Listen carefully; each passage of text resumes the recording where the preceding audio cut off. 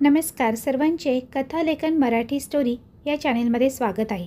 आज आपण पाहणार आहोत त्या कथेचं नाव आहे झपाटलेली विहीर। लेखक आहेत सुजित पुरोहित। काही घटनांना आणि काही ठिकाणांना कधीही अंत नसतो, असते ती केवळ एक नवी सुरुवात। यानेच आपण आता कथेकडे वळणार आहोत। जर याआधी तुम्ही आमच्या चॅनेलला सबस्क्राईब नसेल केलं तर अशाच कथा पाहण्यासाठी नक्की आमच्या चॅनेलला सबस्क्राईब करून घ्या। 27 डिसेंबरच्या पेपरला बातमी वाचली। तारीख 26।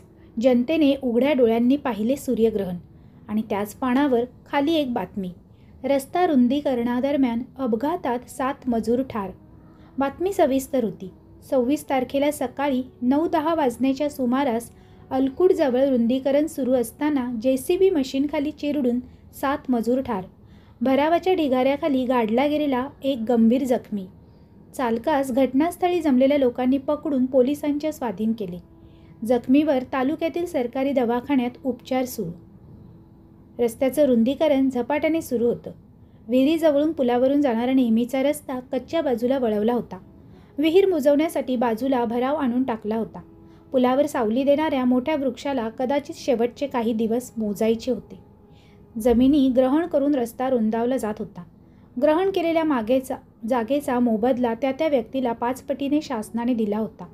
अलकुडजवळचं काम तसं नेहमीच्या गतीने सुरू होतं। शासनाने विहिरीची जागा महामार्गासाठी ग्रहण केली तेव्हापासूनच दबक्या आवाजात चर्चा सुरू होती। कदाचित ही लागलेल्या नवीन ग्रहणाची कुणकुण होती। खरं तर काही वर्षांपूर्वी गुरूंनी इथे येऊन विहीर दोषमुक्त केली होती हे सर्वांच्या माहितीचं झालं होतं। बऱ्याच काळापासून त्या ठिकाणाहून कोणत्याही अपघाताची बातमीही कानावर नव्हती, परंतु त्याचा पूर्व इतिहास सर्वांच्याच कायमच्या आठवणीतला आहे। विहीर ही पुलाला लागूनच, रस्ता तसा स्वच्छ, डांबरी, लांब, स्पष्ट, धोका नसलेलं किंचित वळण। धोका नसलेलं? तिथे सततचे होणारे अपघात आणि त्या अपघाताचं अलीकडचं सुटलेलं जुनं कोडं, यामुळे ती झपाटलेली विहीर सर्वांच्या काळजाचा ठोका चुकवत होती।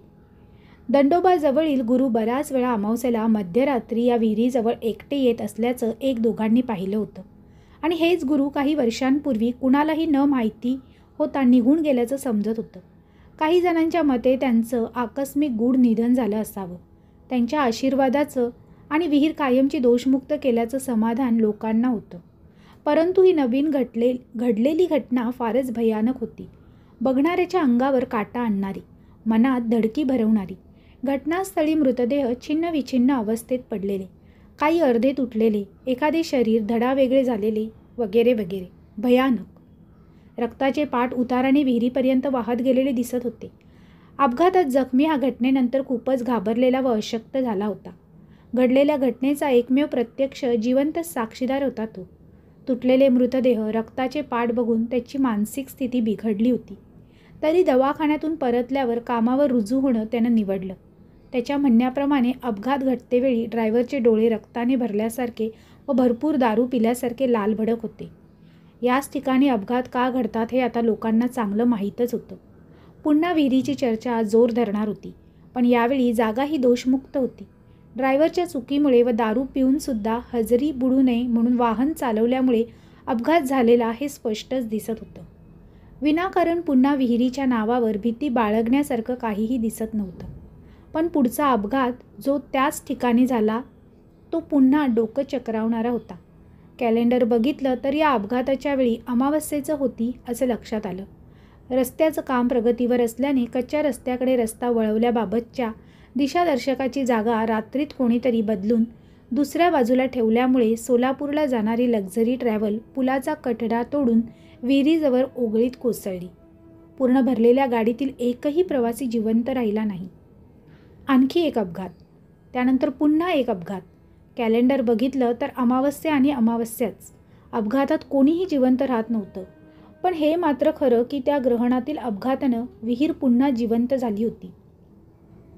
यावेळी विहीर पुन्हा मुक्त करण्यासाठी गुरुही नव्हते। ते गुरु महाराज इतके सामर्थ्यवान होते की त्यांच्या उपायाला न जुमानणारं काहीही आजपर्यंत घडलेलं नव्हतं। परंतु त्यांच्या जाण्याने नक्कीच कोणीतरी दुष्ट शक्ती पुन्हा जिवंत झाली होती। असे अपघात घडत होते। आता मात्र शासनाकडूनच इंजिनियर बोलवून पुन्हा कन्स्ट्रक्शन सुधारणा करून घेतली गेली।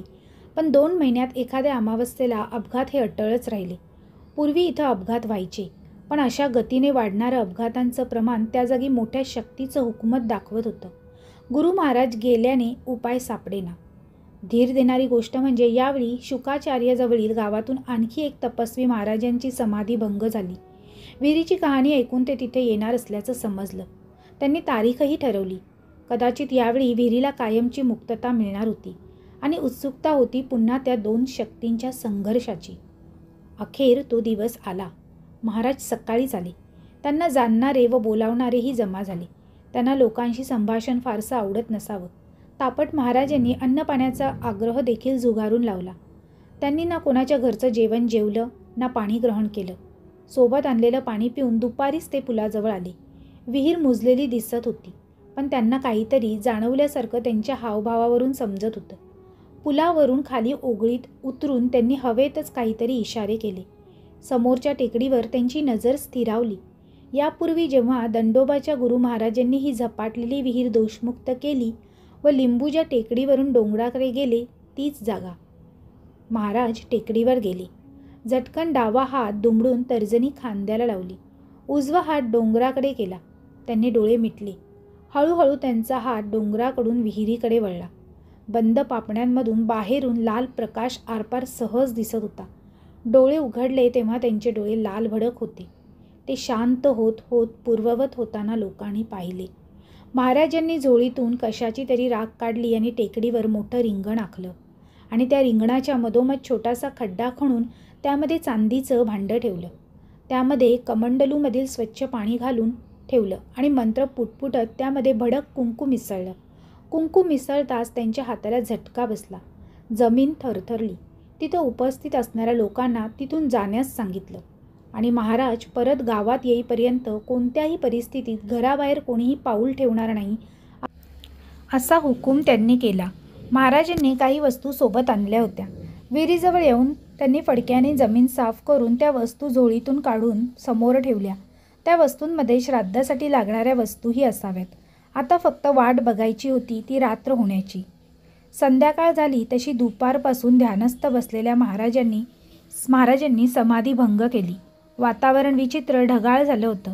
जांभळट प्रकाश आणखीनच भयभीत करणारा होता. महाराजांनी डोळे उघडले तसं त्यांचं अंग थरथरत होतं. त्यांची हालचाल वाढत होती. बराच वेळ थंड असलेल्या वातावरणात अचानक वाऱ्याने जोर धरला तर महाराजांनीही त्यांचा आवाज वाढवला व मंत्रोच्चार सुरू केले. त्यांनी म्हटलेले मंत्रोच्चार लांबवर ऐकू येत होते.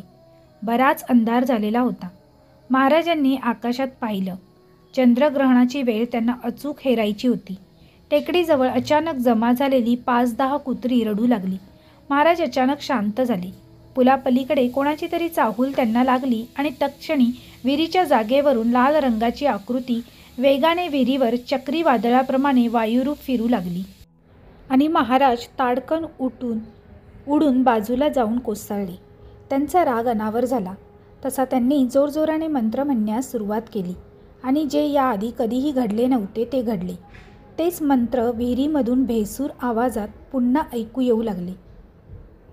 टेकडीवर आखलेल्या रिंगणाजवळ आणि गावातील घरांवर आकाशातून लालसर आगीचे गोळे कोसळू लागले आणि लोकांची बोबडी वळायची वेळ आली. सगळीकडे धावपळ उडाली. सर्वत्र गोंधळ आणि भयभीत किंकाळ्या. लोक सैरभैर धावत सुटले. महाराजांनी लगेचच आणलेली राख आपल्या अंगाला लावली आणि विहिरीजवळ मांडून ठेवलेल्या वस्तूंमधून लिंबू घेऊन अर्धा चावून तो विहिरीत फेकला. तसा तो लिंबू काही सेकंदात विहिरीवर तरंगू लागला. एव्हाना लोक रस्त्यावर पळत आले होते. त्यांनी महाराजांकडे बघितले तर त्यांचे डोळे भयानक लाल झाले होते. लांबूनही विस्तू विजा चमकावा तशी डोळ्यातून लाल आग बाहेर पडत होती. अचानक विहिरीवर तरंगणाऱ्या लिंबूने पेट घेतला आणि विहिरीतून भयंकर किंकाळ्या आल्या. विहिरीतून प्रचंड ज्वाळा निघू लागल्या. लिंबू जळत हवेतून तरंगत रस्त्यावर आला आणि लोकांनी विहिरीपासून एक आगीचा गोळा टेकडीकडे जाताना पाहिला आणि लोक घाबरून पुन्हा गावाकडे धावत जाऊ लागले. लिंबू टेकडीवर जाऊन अधांतरी रिंगणाच्या मध्ये जळू लागला आणि शक्तिहीन होऊन मध्ये ठेवलेल्या चांदीच्या भांड्यातील पाण्यात पडून विझून गेला. इकडे विहिरीजवळ पूर्ण शांतता होती. 2 दिवसांनी पेपरमध्ये बातमी आली. अपघाताची नव्हे. एका प्रसिद्ध गुरु महाराजांचा अलकुड विहिरीजवळ जिवंत जाळून खून. एका संशयितास अटक. महाराजांचा मृत्यू झाला होता. रस्ता रुंदीकरणावेळी असलेल्या एका मजुरास अटक केली होती. हाच तो मजूर आरोपी, पहिल्या अपघातातील जखमी व एकमेव जिवंत साक्षीदार. गावातील लोकांनी त्याला याआधीही अपघातांच्या रात्री घटनास्थळी विहिरीजवळून संशयास्पदरित्या फिरताना पाहिले होते आणि आता महाराजांचा खून झाला तेव्हाही तो पुलाजवळून दडून बसल्याचे कोणीतरी पाहिले होते. तो तिथे आल्याचं कोणीतरी बघितलं होतं. त्याला अटक केली आणि आपल्या अपघातातून वाचलेल्या त्या जखमीने JCB चालवणारा, लालभडक डोळे झालेला चालक, माझं घर उठवलं तर माझा मोबदला मी घेणार वगैरे काहीतरी बोलून विचित्र बरळत असल्याचं सांगितलेलं आठवलं. आणखी एक माहिती मिळाली ती म्हणजे या आरोपीने दंडोबाजवळील गुरु महाराजांकडून फार पूर्वी कोणत्या तरी कामासाठी मदत घेतली होती. कोणत्या कामासाठी हे मात्र सांगण्यास त्याने नकार दिला आणि त्याने सांगितलेली महत्त्वाची आणि धक्कादायक माहिती ही होती की विहिरीवरील शक्ती दुसरी कोणी नसून स्वतः गुरु महाराज आहेत. त्यामुळे पहिल्या अपघातातून तो एकमेव जिवंत वाचला होता. लोकांच्या त्रासामुळे गुरु महाराजांनी गुहा सोडली होती आणि बऱ्याच वेळा रात्री ते दोषमुक्त केलेल्या विहिरीजवळ येऊन ध्यानधारणा करत असत. त्यांचा मृत्यू कधी व कसा झाला हे माहीत नाही, पण त्यांची चेतनामय शक्ती या विहिरीत शांततेत वास करत होती. तेच त्यांना आवडलेलं व त्यांनी निवडलेलं घर होतं आणि महामार्गासाठी त्यांचं घर नष्ट केलं. त्याचा मोबदला जो त्यांना हवा तो मिळाला नाही आणि आता तो ते घेत आहेत. आता झालेला खून म्हणजे त्या नवीन महाराजांनी केलेली चूक होती. एका तपस्वीचे मंत्र दुसऱ्या थोर तपस्वीपुढे निष्काम होते. खुनाची केस संपली. तो मजूर त्यामधून पुराव्यांअभावी निर्दोष सुटला. अजूनही अपघातांचा आकडा वाढतच होता. महामार्ग पूर्ण तर झाला होता. झपाटलेली विहीर तिचा मोबदला घेत होती. जणू काही महामार्गावर एक मृत्यूचा टोलच उभा होता. काही घटनांना आणि काही ठिकाणांना कधीही अंत नसतो. असते ती केवळ आणि केवळ नवीन सुरुवात. पुन्हा एक अपघात घडला आणि मी कॅलेंडर बघितलं. झपाटलेल्या विहिरीजवळून त्याला अपरात्री फिरताना बऱ्याच लोकांनी पाहिलं होतं. शुकाचार्याजवळील गावातील एका महान तपस्वी महाराजांनी याच झपाटलेल्या विहिरीजवळ जिवंत जाळून हत्या केल्याबद्दल त्याच्यावर खुनाचा खटला सुरू होता. कोर्टातून जामीन मिळाल्यापासून त्याला दिवसाढवळ्या कोणी लोकांनी पाहिल्याचं आठवत नव्हतं. फक्त खटला संपेपर्यंत ठरलेल्या वेळेला पोलीस स्टेशनला हजेरी लावण्यापुरता त्याला पोलिसांनी बघितलं होतं. तेव्हासुद्धा त्याचं वागणं चमत्कारिक होतं असं सांगितलं जायचं. पण आता तो खुनाच्या खटल्यातूनही निर्दोष मुक्त झाला होता. तेव्हापासून तो क्वचितच कुणाला तरी दिसला होता. झपाटलेल्या विहिरीजवळ घडणारे अपघात आणि त्या प्रत्येक अपघाताच्या वेळेनजीक याच व्यक्तीची घटनास्थळी असलेली उपस्थिती ही मनात वेगळाच संशय निर्माण करत होती.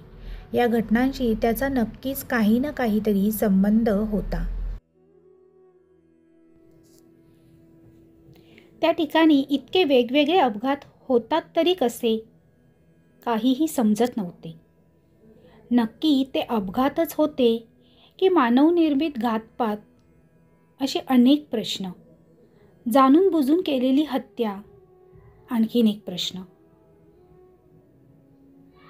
तीही इतक्या प्रमाणात केलेली हत्या. जाणून बुजून इतकी प्रमाणात कोण हत्या करतं? पण आणि कशासाठी? का केली असेल? असे अनेक प्रश्न. अनेक प्रश्न निर्माण होत होते. एक ना अनेक प्रश्न, पण कदाचित त्याची उत्तरं जो देऊ शकत होता तो मात्र अद्यापी गायबच होता. तो म्हणजे रस्ता रुंदीकरणावेळी विहीर मुजवून रस्ता करताना झालेल्या पहिल्या अपघातातील एकमेव जिवंत साक्षीदार मजूर. त्या घटनेनंतर त्याचा स्वतःवरून मानसिक ताबा निसटला होता आणि वेडसर माणसाच्या गायब होण्याचं कोणालाही काहीही देणं घेणं उरलेलं नव्हतं. झपाटलेल्या विहिरीजवळ अपघात होतच होते. अपघात नुसते वाहनांचेच होत नव्हते.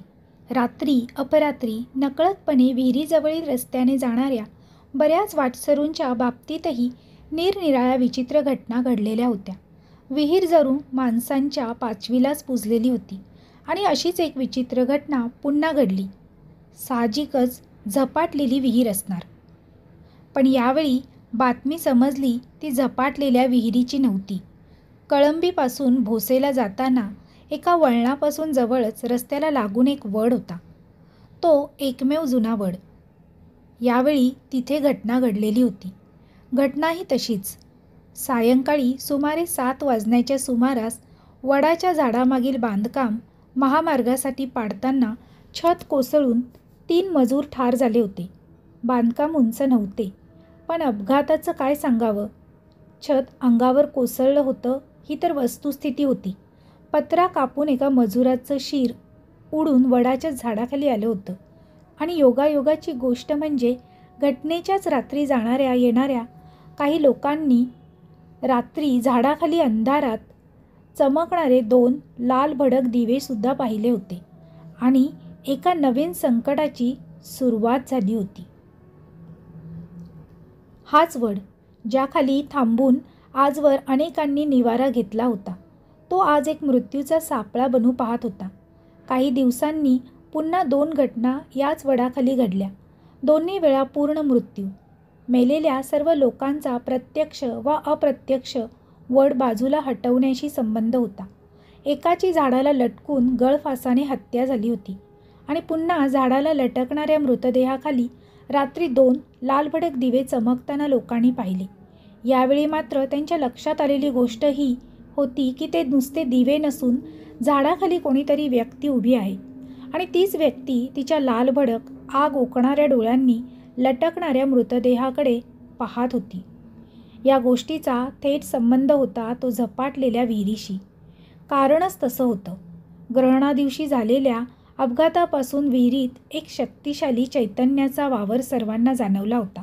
दंडोबाजवळील प्रसिद्ध तपस्वी गुरु महाराजांचं शरीरमुक्त चैतन्य तिथं वावरत होतं आणि हे चैतन्य हावरट अशा मानवी कृतीतून दुखावलं गेलं होतं.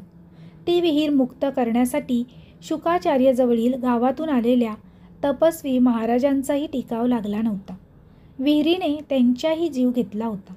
ज्या वेळी लोकांनी रात्रीच्या वेळी त्या शुकाचार्यजवळून आलेल्या महाराजांच्या खुनाचा आरोप असलेल्या माणसाला विहिरीजवळ काही वेळा वावरताना पाहिले होते, तेव्हा काहींना त्याचे डोळेही असे अधूनमधून लाल लाल चमकलेले दिसले होते. घटना फिरून पुन्हा एकाच ठिकाणी आलेली होती. लोकांच्या वर्णनावरून पोलिसांनी संशयित म्हणून खुनातून निर्दोष सुटलेल्या त्याच व्यक्तीचा पुन्हा शोध घ्यायला सुरुवात केली. पण झपाटलेल्या विहिरीजवळ होणारे अपघात सुरूच होते. पावसाळ्यात गाडीनं आवरून घसरल्याने झालेले बरेच मृत्यू म्हणजे विहिरीसाठी बोनसच. आणि आता या नवीन संकटाने म्हणजे वडाखाली होणाऱ्या मृत्यूनेही आता 13चा आकडा गाठला होता. कदाचित झपाटलेल्या विहिरीनेच नवा खेळ आखलेला होता. अजूनही तो अमावस्येला रात्री विहिरीकडे जायचा, तेही त्या विहिरीतील शक्तीच्या बोलावण्यावरूनच. विहिरीने माणसांकडून घेतलेला प्रत्येक जीव म्हणजे मोबदला तिची शक्ती वाढवत होता आणि अमावस्येच्या रात्री ती या माणसाला पिशाच्य शक्ती बहाल करत होती, अशी दुष्ट शक्ती जी सूर्य मावळल्यानंतर जागृत होते. पिशाच्य शक्ती ही जागेशी बांधील होती. तिने निश्चित केलेले स्थान सोडून इतर ठिकाणी तिचा अंमल नव्हता.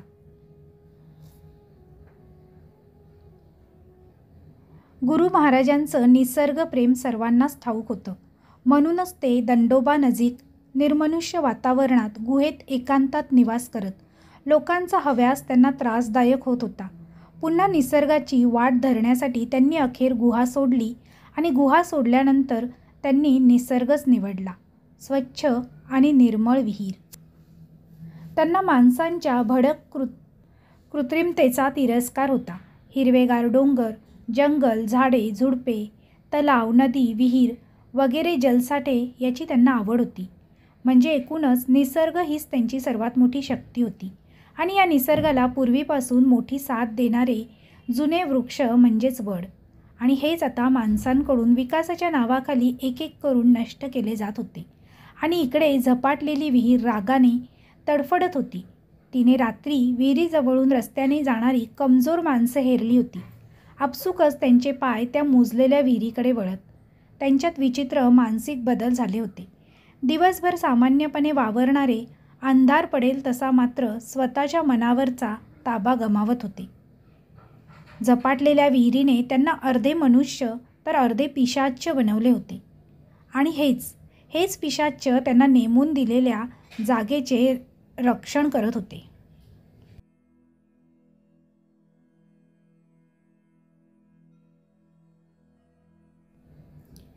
कधी साताऱ्यामधून तर कधी सांगोल्यातून अशाच प्रकारच्या घटना घडत होत्या.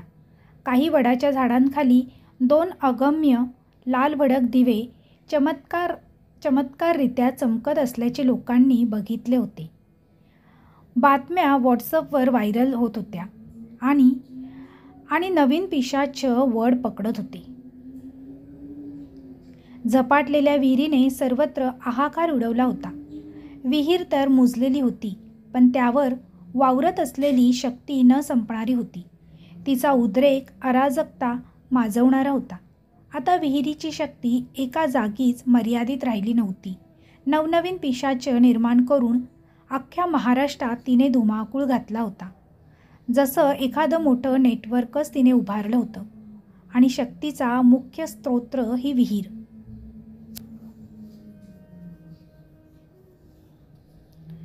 प्रत्येक पिशाच्यानं घेतलेले बळी दिवसागणिक वाढणारे होते. महाराष्ट्रातील रस्त्यालगत असलेल्या एकूण वडाच्या झाडांपैकी सुमारे 20% वड पिशाच्यांच्या स्वाधीन झाले असावेत. याला कारणीभूत ही माणसाची वृत्तीच होती. 100 वर्षे तरुण आणि आरोग्यसंपन्न वड झरझर कापून सपाट केले जात होते. दणकट वृक्ष मारले गेले. त्यांचा आसरा घेणारे, फळांवर जगणारे निरनिराळ्या जातीचे पक्षी, कीटक आणि असंख्य सजीव निराधार झाले होते. एक छोटं विश्वच क्षणार्धात नष्ट होत होतं. आणि दुर्दैवाने याची कोणाला फिकीर नव्हती. वड संपू लागल्याने पिशाच्चही आता खवळलेले होते.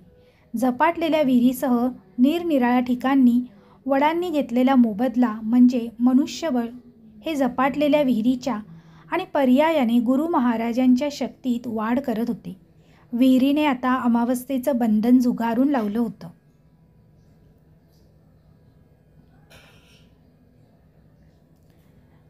त्यामुळे अपघात आणि घातपात कोणत्या रात्री होईल याचा कुणालाच नेम नव्हता. गावकऱ्यांसमोर आता मोठं संकट उभं होतं. केवळ जीव पुढे रेटत जगणं त्यांच्या हातात उरलं होतं. रात्रीचं बाहेर पडण्याची कुणाची हिंमत होत नव्हती. पण महामार्ग असल्याने तालुक्याबाहेरून किंवा जिल्ह्याबाहेरून येणारे लोक भक्ष्य बनले जात होते. पुन्हा नवीन उपाय सापडेपर्यंत दिवस ढकलत राहणं इतकंच लोकांच्या हाती आता उरलं होतं.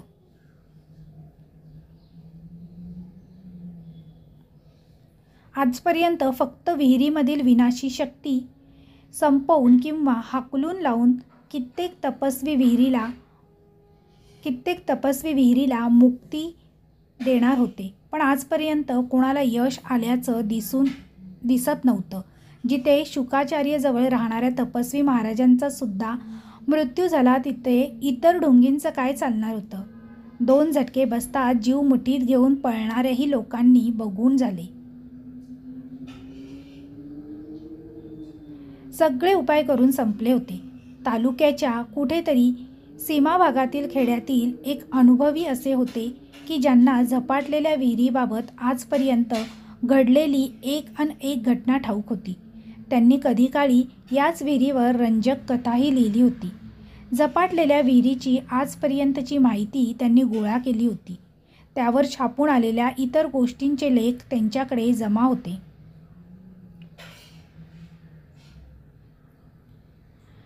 गावातून लोकांचे ऐकलेले अनुभव, इतर बातम्या वगैरे वगैरे अशी इत्थंभूत माहिती त्यांच्याकडे होती. त्यांनी झपाटलेल्या विहिरीला मुक्त करण्याचा एक पर्याय सांगितल्याची खबर अलकुड गावात वेगाने पसरली. हा लेखाचा काय नवीन सांगणार, अशीच भूमिका बऱ्याच लोकांची होती. लोकही आता उपाय ऐकून ऐकून कंटाळले होते. कितीतरी मी म्हणणारे आले, ताकद आजमावून गेले. काही मेले तर काही जीव सांभाळून काही पळून गेले. पण यावेळी या नवीन आणि साध्या अशा माणसाने सांगितलेला उपाय हा खरोखरीच वेगळा होता. कोणत्याही जादूटोण्याशिवाय विहिरीला मुक्त करण्याची त्यांची पारंपरिक योजना कौतुकास्पद वाटत होती. तितकीच ती पारंपरिक पण या विहिरीला मुक्ती मिळवून देणारी वाटत होती. परडी करायची. होय, परडी करायची. पण झपाटलेल्या विहिरीची परडी करून काय साध्य करायचं होतं आणि यात उपाय तर कोणता दिसत होता? परडी म्हणजे विहिरीचा सन्मान. वर्षभर शेतात राबलेल्या शेतकऱ्यांनी, गड्यांनी एकत्र येऊन झालेल्या कष्टाचं चीज म्हणून करायचं स्नेहभोजन. ज्या जलसाठ्यांनी शेती संपन्न केली, जिच्या भरवशावर वर्षभर शेती केली, त्या विहिरीची कृतज्ञता व्यक्त करणे, त्यातील जलचरांसाठी अन्नदान करणे म्हणजेच परडी. याचाच अर्थ परडी हा होतो. झपाटलेल्या विहिरीची कित्येक वर्षे परडी झालेली नव्हती. त्या मृत्यूच्या सापळ्याकडे आजपर्यंत कोणीही कृतज्ञतेने बघण्याचा प्रश्नच आला नव्हता. गुरु महाराजांनी चेतनाशक्ती विहिरीत जिवंत होती. गुरु महाराजांची चेतनाशक्ती विहिरीत जिवंत होती. ती या निसर्गाच्या सन्मानापोटीच. निसर्ग नष्ट करून लोकांनी कृत्रिमतेच्या घातलेल्या थैमानाशी त्यांचा एकाकी पण शक्तिशाली लढा होता. आणि आता तर जणू त्यांनी पिशाच्यांची फौजच तयार केली होती.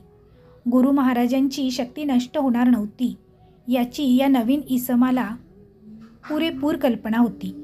केवळ त्यांच्या चांगल्या शक्तीचं मनुष्यद्वेषामुळे वाईट शक्तीमध्ये रूपांतर झालं होतं. त्याच वाईट शक्तीचं पुन्हा चांगल्या शक्तीत रूपांतर करणं हाच त्या विहिरीला मुक्त करण्याचा सांगितलेला एकमेव उपाय होता. विहिरीशी कायमच राहणं किंवा विहीर सोडून जाणं हा निर्णय सर्वस्वी गुरु महाराजांचाच होता. पण हे प्रकरण नुसत्या बोलण्यातून वाटतं तेवढं सोपं नव्हतं. विहीर तर मुजलेली, परडी कशाची करणार? प्रश्न पडला. आता या इस्माला प्रत्यक्ष जागेवर येऊन वस्तुस्थिती पाहून निर्णय घेतल्याशिवाय पर्याय नव्हता. गावात पुन्हा तातडीची मीटिंग झाली.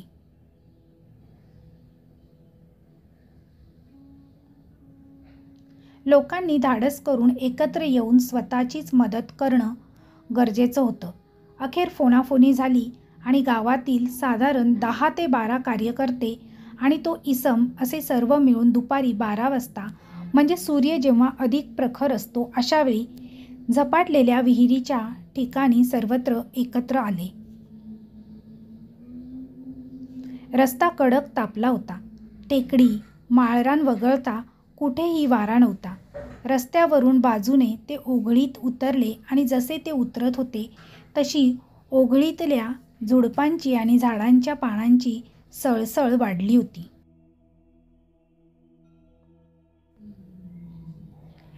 अचानक कुणाच्याही अंगावर काटा यावा अशी ती परिस्थिती.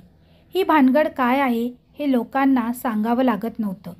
समोर सपाट मुजलेली विहीर होती आणि पुढचा निर्णय घ्यायचा होता. आता वाढलेल्या शक्तीशी प्रत्यक्ष पंगा घ्यायचा होता. शक्तीने तिची मर्यादा सोडली होती. काळाचं बंधन तिच्यापुढे फिकं पडत चाललं होतं. सगळे गावाकडे परत फिरले. कारण त्या शक्तीच्या तळहातावर उभारून तिच्याच विरुद्ध कोणताही चर्चा करणं हे त्यांच्या मृत्यूलाच आमंत्रण होतं. लोकांचं काम ठरलं गेलं, काम वाटून घेतली गेली.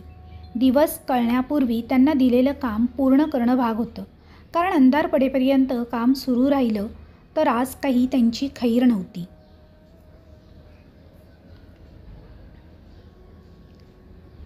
दिवसाचं काम पूर्ण झालं आणि परडीची तयारी सुरू झाली. परडीचा नैवेद्य तयार झाला होता आणि परडीचं काम सुरू झालं. संध्याकाळी 7 वाजता गावातील फक्त काही नियोजित अनुभवी लोक विहिरीकडे जात होते. गावाबाहेर पडताच वाऱ्याचा प्रवाह त्यांना मागे रेटत होता. एकमेकांना सावरत साखळी करून सगळे विहिरीकडे पोहोचले. विहिरीच्या आसपास वारही नव्हतं. भर दुपारची सळसळ त्यांना आठवली. आता तर सगळे रात्रीच्या चिमटीत सापडले होते. शांतता फारच भयभीत करणारी होती. दोघं परडी बांधू लागले आणि चिपाडाचा आवाजच जास्त थरकाप उडवत होता. आता सर्व बाजूंनी दक्ष राहणं सर्वांच्या हिताचं होतं. ना फक्त जमीन, ना आकाश, ना पाणी अशा सर्वांवर या दुष्ट शक्तीने हुकूमत मिळवली होती. सगळे थरथरत एकमेकांच्या जवळ उभे होते. दिवसभर सर्वांनी काम पूर्ण केलं होतं. रस्त्याच्या बाजूला विहिरीचा मुजलेला थोडा भाग शिल्लक होता.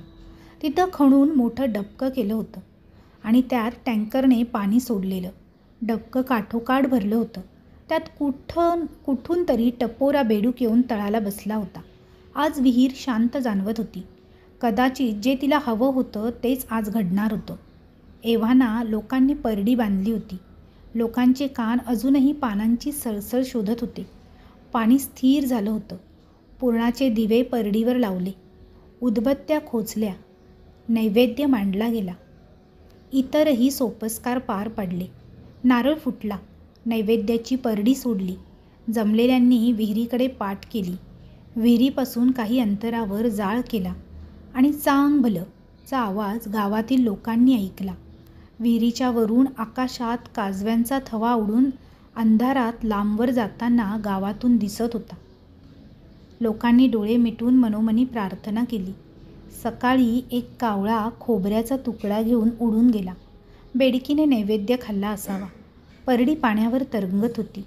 डबक्याजवळ नुकत्याच उगवलेल्या वडाच्या टवटवीत रोपाला पाणी मिळालं होतं.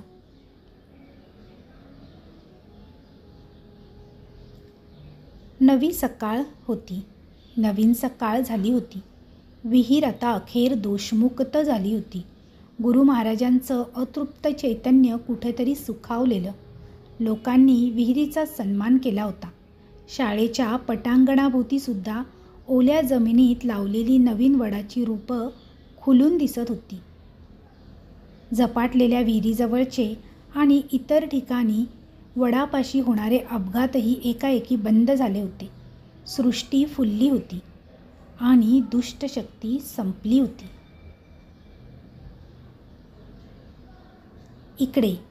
इकडे दंडोबा डोंगरापासून जवळच लपून छपून रासलीला करण्यासाठी गुहेत शिरलेल्या तरुण जोडप्याचा गुहेतील काही दगड डोक्यावर कोसळून मृत्यू झाला होता. एका बिअरच्या बाटलीचा चुरा गुहेच्या तोंडाशी पसरला होता. गुरु महाराजांनी फार पूर्वी सोडलेली गुहा आ वासून उभी होती.